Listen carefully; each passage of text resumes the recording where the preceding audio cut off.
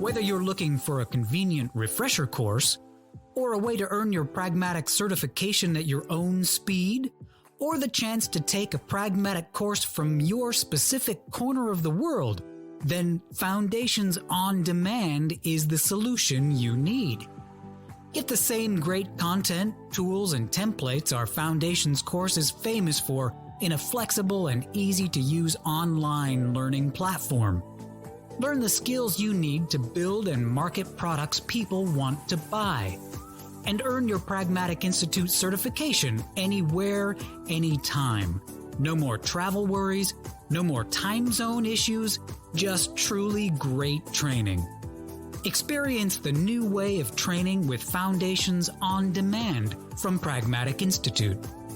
Visit pragmaticinstitute.com/foundations to learn more.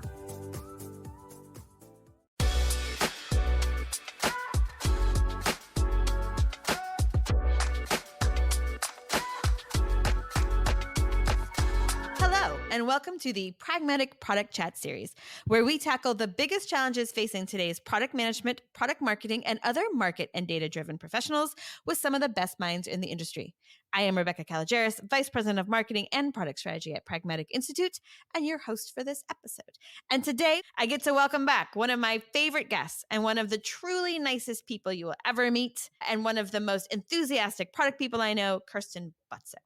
Kirsten is Senior Vice President at HMH, product management enthusiast, passion, mentor, leader, and a former Pragmatic instructor, as well as a very good friend of mine. So welcome, Kirsten. Happy New Year, Rebecca. This is a fantastic way to start the new year. Always getting an opportunity to visit with you is fun, but just particularly fun getting to do this the first year of 2023. So happy New Year. Happy New Year. What a great way to spend it. All right.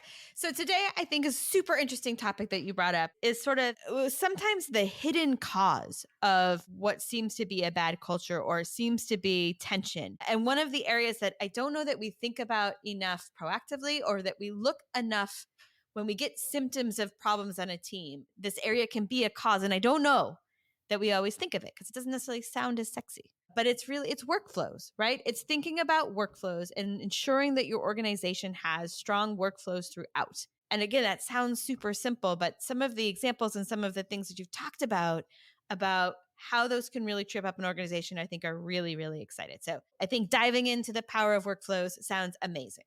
It's one of the things that has just really kind of come into the forefront of my mind recently. Because, we spend a lot of time, and I think especially over the last 3 years with the pandemic, we spent a lot of time talking about how to craft a great corporate culture. Mm-hmm. And we really had to get very creative when we all went remotely and trying to create a culture and trying to create connectivity. And the natural place to run in creating a really healthy corporate culture is you look at activities associated with creating culture, the things we would traditionally assign to creating culture, group gatherings, having trivia night, dressing up, having costume days on your, Teams calls or your Zoom calls or whatever, having people share photographs and, something about themselves, all the things that we do to try to create teamwork and try to create culture. And then sometimes we find we just still don't seem to be creating the flow that we want with each other when we work together in the organization. And we're sort of stymied by that because we think, well, we've done game night. So, we have to have created some culture, right? We sent people, water bottles that said, you're awesome on them. We must have a good culture now. And we don't stop and pause and think for a second, well, wait a second, isn't that just an outward action that we're taking to reinforce that we all are on the same team? But we're not really looking at what's at the very foundational core of our corporate culture, and that is the work that we do. And then we think about how that work flows through the organization. And if we don't have an abundance of clarity on the work we're doing, and we don't have an abundance of clarity on the flow, or the flow doesn't flow well, it runs into roadblocks, it doesn't, pass through the organization the way that it should, then you've got problems. And the way to solve those problems isn't by having culture events, which I'm not saying those aren't an important component. It's to get to that basis and that foundational look at your work and how that work flows through the entire organization, because that's going to tell you where you have real problems in your culture that you need to think about addressing as an organization.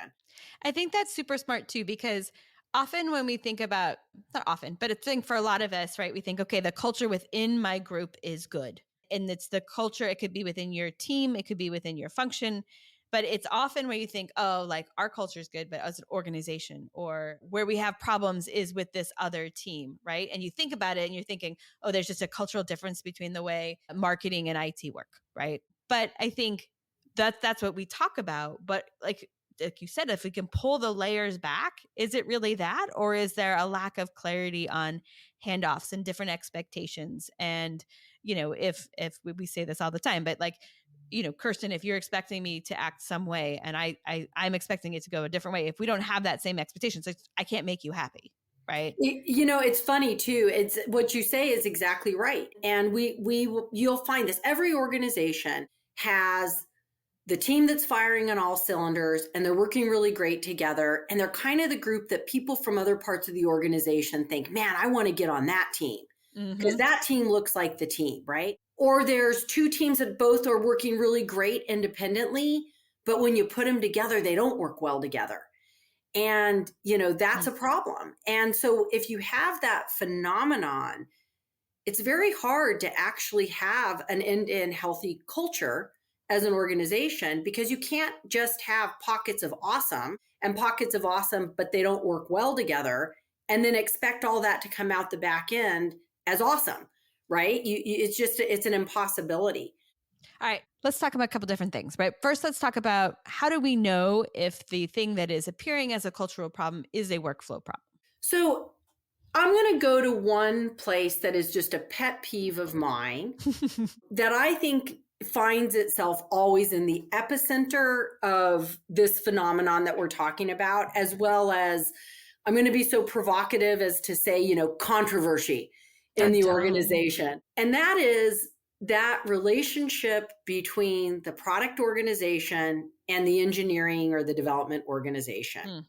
And I'm going to tell you, I can walk into almost any company and I can say, tell me how your product and engineering or your development teams are working together. And I can tell you right off the bat whether or not that company is maximizing its ability and its performance and how it's serving its customers or how it's not. And I will tell you how that I can figure that out. It's really quite simple. If you have a scenario in your company where the workflow conversation goes something like this: product managers, product owners, product leaders create user stories, create requirements that they hand to the engineering organization that says, please build this for my customers. And the engineering organization reacts and says, I can't build what you have provided me. You need to give me more detail. And they hand it back. And then the product manager says, well, I don't feel like I should have to write that it should work in the user story. That should be self-evident. And they hand it back. Or the engineer says, wow, this is so detailed. It feels like you're trying to do my job for me. And now I feel as though you're stifling my creativity. You're stifling my collaboration. So I'm going to give you only what you ask for and exactly what you ask for. And if you have any version of that exchange going back and forth, I can tell you what's not happening. Great product isn't being produced on behalf of the customer's problems you're trying to solve, because you're spending all your time trying to figure out that broken workflow back and forth. And that right there tells me you have a more fundamental problem. And the cultural problem that you have is trust. And if you don't fix that one thing in your organization, no organization can achieve its maximum potential, because you don't have that level of collaboration required. I will tell you, as long as I'm on my soapbox, my second pet peeve with this, and then I'll stop. Nothing drives me crazier than if you walk into an organization and you work with an organization and you hear this, you know that this phenomenon is taking place. And then you hear people say things like, yes, but that's the healthy tension in the relationship between product and engineering. You want healthy tension. And I always think to myself, really? Really? Because the thing is, if you think about any successful partnership in your life, whether it's a friendship, whether it's your significant other, whether it's your spouse, whether it's your children, I mean, heck, whether it's your dogs, I don't know. But you don't walk into that saying, you know what I really want? I don't want to have a collaborative relationship where we iterate together on problems. I want to have a relationship where we pass work back and forth with healthy tension. And we're going to expect a really great outcome from that. We wouldn't say that in our personal life, but yet because there is often this workflow challenge that you see, instead of just saying, maybe we've got a workflow problem that's inhibiting our collaboration, that's inhibiting our culture, we're going to call it by another name and say it's good, because that's easier to do than actually have to dig in and fix the issue. And so that's kind of at an epicenter of the example that I'm talking about or thinking about. So, I mean, I think that those are great examples. And so it's like finger pointing, right, is a place. And I think you talked about a little like rework. So if you are on the other side of the house, if you are in product marketing and you're handing over things to sales and they always edit it before it goes out, or they send things to you, right? So either way the rework is happening is a place where unexpected rework, let me make it clear, right? Is a place where you can say like, okay, so there was a handoff break, right? There was a spot where they thought I was giving them a positioning document and the Marcom team thought I was giving them something else, or it wasn't what they needed. Those are areas where you can look for tension points and see it. And I think I didn't really think about that, but like there is no healthy tension in a marriage that you're like, oh, well, they fight a lot, but that's probably healthy. Is that, and to really look at those points and look at those points not at, and I think this is where it's interesting to think about as workflow. It's not as a personality breakdown and it's not personal. There's something in the process, in the flow that isn't clear, which means it's something we can solve. 100%. And places. So, and I agree with you, by the way, there's plenty of places you can look and identify this, the usual suspects, marketing brochures getting rewritten by people they shouldn't be getting rewritten by, or, there's lots of different places. But I think the thing that makes me think about this too, Rebecca, is when you see these break points happening where rework is probably another good indicator that you just, put on the table. If you've got a lot of rework going on, you probably have a flow problem. And very often the flow problem comes from, I'm going to say, inside out organizational mindset, right? Somebody got burned at some point because a release date was missed. Right. And instead of saying, well, we did the best we could with the information we had available at the time, and we knew we might miss this date if the unforeseen circumstances presented themselves. They did.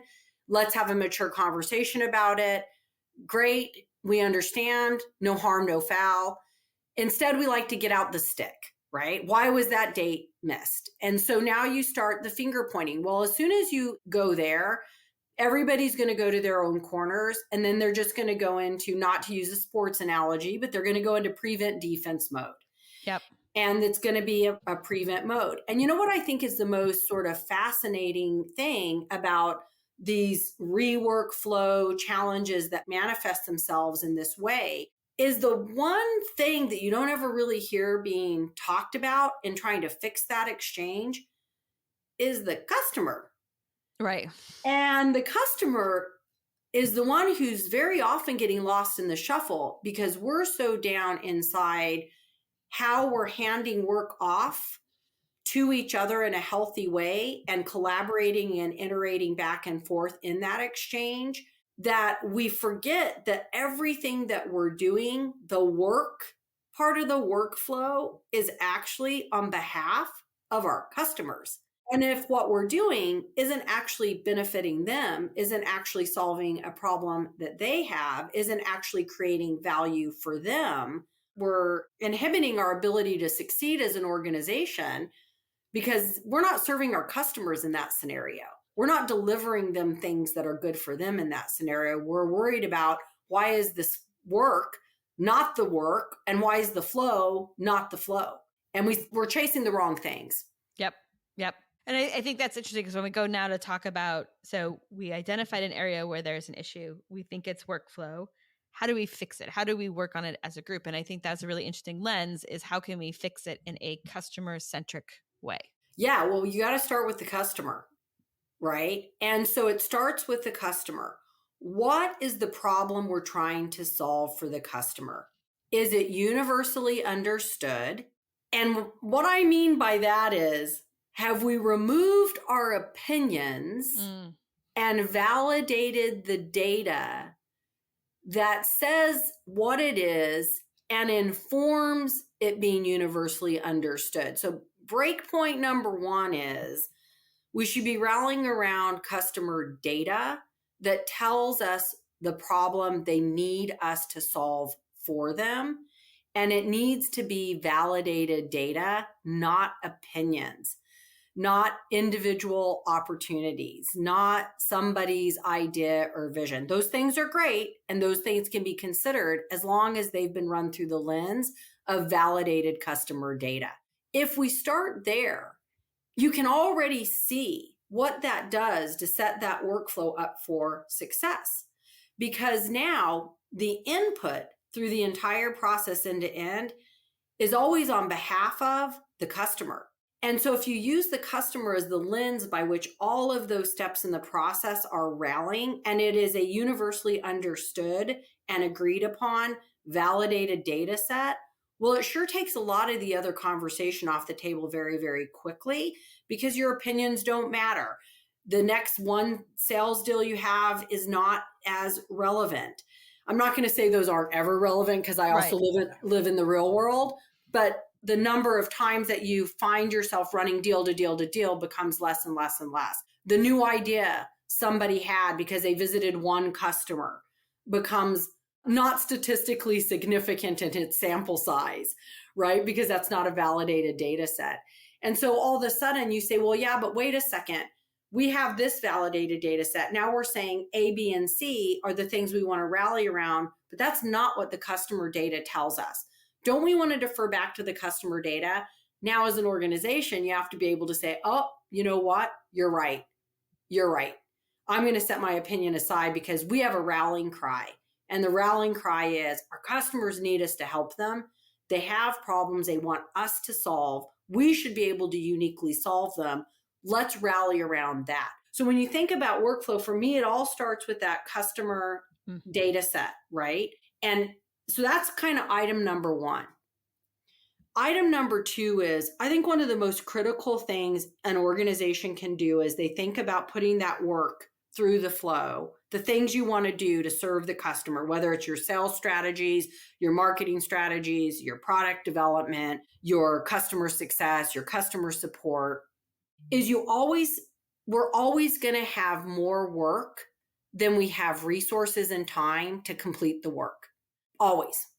Always. We will always have 10 pounds of dirt to fit in a 5-pound bag. I have never in my entire career run into an organization that has unlimited time, unlimited money, unlimited people, and unlimited resources. The time, scope, resourcing conversation is one of the most invaluable tools you can have. Because if you make that agreement up front, we're going to set out to do a set of work to satisfy this problem. But if we run into trouble, we're going to either adjust the time or we're going to adjust the scope. In the long term, we can apply resources, but in the short term, we can't. And then we're all going to agree to that, right? And then if release dates start getting missed and you have that agreement up front, nobody cares. It's not even a conversation. It's like, yeah, well, we said we were going to be scope driven, so the date slipped. Yep. Or yeah, we said we were going to be date driven, so we adjusted the scope. And no harm, no foul. And so you start to completely flip the way you're thinking about moving that work, because now it's not about hitting an arbitrary deadline. It's not about doing something exactly the way somebody envisioned it. It's about rallying around the customer, and it's about having a rubric in place at the front that says, we know we're going to run into trouble. We just don't know what it is yet, because you never know. And when that happens, we're not going to get set sideways. We're just going to go, oh yeah, well, we planned for this, and then we're going to move on. And so it begins, you can really start to see how that can change the way work moves. And when you change the way work moves, now you build collaboration, you build trust, you build people's willingness to unleash their creativity, because they can pass work more freely back and forth with each other without feeling like there's a punitive element. And that's when you get an accelerated work product out the back end. Nice. Excellent. Do you have any stories you can share about I'm, workflows? I will tell you one just very, very specifically. Earlier this year, my team deployed a new platform, operations platform for one of my departments. And we were on an accelerated time frame, an accelerated schedule, but we had a date we had to hit. And so we said at the start of the project, folks, we are date driven. And so we've done our best to get prepared for this deployment, but we know if we run into trouble, we will have to adjust scope, because the date must be hit. And by the way, if we have to adjust scope, nobody's going to get in trouble for that. So we're going to have, here's our, things, the must-haves, nice-to-haves kind of list. But if it doesn't all get done, and we understand why that is, and we understand that we've all shown up and committed to getting the work done, and we still don't get it, okay, no problem. Sure enough, about 60 days into a 5-month project, it was looking like we were not going to get all the scope we originally had set out to get done. And the narrative started to creep into the conversation. Well, we need to, we're not going to get that done. And we need to start reporting on how we're not going to get this stuff done and how we're going to have shortfalls. And I was like, no, we're not. We are not doing that, because that's not what we agreed to. What we agreed to is we were going to hit a date. We have a list of things, and we're going to do our level best to get as absolute much of it as we can. We ran into this unforeseen circumstance. And so we're going to get another version of it done than what we originally planned. And nobody's going to get in trouble for that. And we're not going to start reporting that there's some sort of egregious miss here, because that wasn't our upfront agreement. Our upfront agreement was, we're going to do what we can get done. And it made everybody really uncomfortable. But I'm like, just trust me on this one. And lo and behold, we were able to pick up velocity towards the tail end of the project. And we got everything that we originally intended to do, and we hit the date. Now imagine if at that 60-day mark, instead, we had started reporting out that we were going to miss, 3 of the 10 features we wanted to have for our V1.0. Now, all of a sudden, instead of spending our time getting that work done and actually getting everything done and hitting the date, we would have spent our time in meetings explaining why we were going to miss 3 of the 10 things. And it wasn't a productive use of our time. It wasn't productive for the project. And ultimately, it wasn't what we agreed upon we would hold ourselves accountable to at the beginning of the project. And so we said, no, that's just simply not what we agreed to. And so we're going to be happy if we get the 7. We're going to celebrate the 7, and we're going to try for the 10. And sure enough, we were able to get the 10, but we would have put ourselves in a very, very broken place, and we would have completely obstructed the flow of the work if we had stopped to be punitive arbitrarily 60 days in, that ultimately wasn't really going to get us anything relative to the ultimate goal at hand. See, making changes. Making changes. And it's hard. I mean, it's hard. People were sort of freaked out. When I was just like, oh no, if we get 7 out of 10, I'm going to be as happy as I would be if we got 10 out of 10. And they were like, well, I don't think that's the way we should think about it. I'm like, well, that's the way we're going to think about it. Right. Yeah. And it was uncomfortable, but that's what we did. And it changed. And I will tell you, that one project completely changed.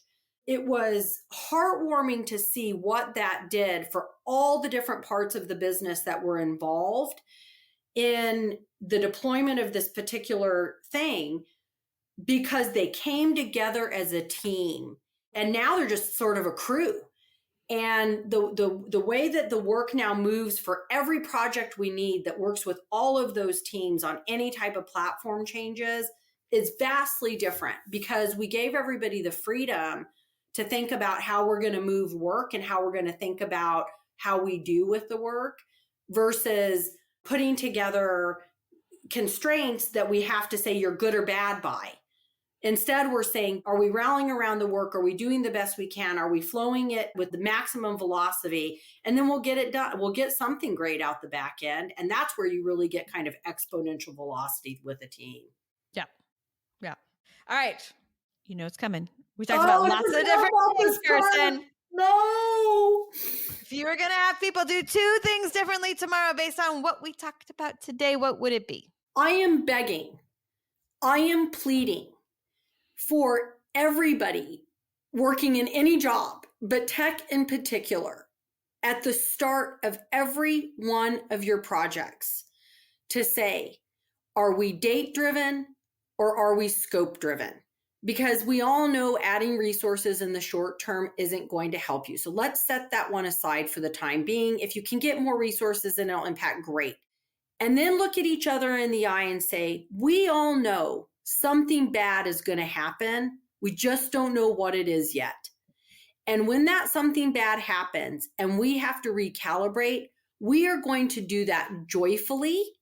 We are going to celebrate that we discovered we have to de-scope. We are going to celebrate that we have to push a date, because what it says is we assess the work to the best of our ability. We did what we could. None of us could have foreseen the thing that came our way that needs us to make adjustments. And we will gleefully and joyfully together make the adjustments and celebrate and move forward. And we will take the human nature desire to have a punitive discussion at that moment in time off the table, because it ultimately inhibits the work, it inhibits the flow, and it inhibits the culture. The second thing I would say is I would really challenge people to ask themselves if they are truly rallying the decisions they're making around customer validated data. Or are you allowing opinions, individual ideas, inside out thinking to permeate the actions that you're taking? And really it's easy to do. You show up to work and we're all busy and we get in the weeds for the work we've got to get done. It's easy to do. It's easy to not stop and say, wait a second, how is this thing serving our customers really? And yeah, those would probably be the 2 big challenges that I'd have for folks in 2023. Excellent. That's it, guys. Got some New Year's resolutions to go with the new year. Thank you, Kirsten, for joining us today. It's always wonderful to talk with you. It's always insights that you give us. It's always sharing your experience, and we really appreciate it. Well, I always enjoy getting to spend time with you, Rebecca, and thank you very much for having me as always. All right. That does it for today's episode. Thanks, everyone, for listening. And don't forget to join us next week when we tackle another great topic designed to help you elevate your product, your company, and your career.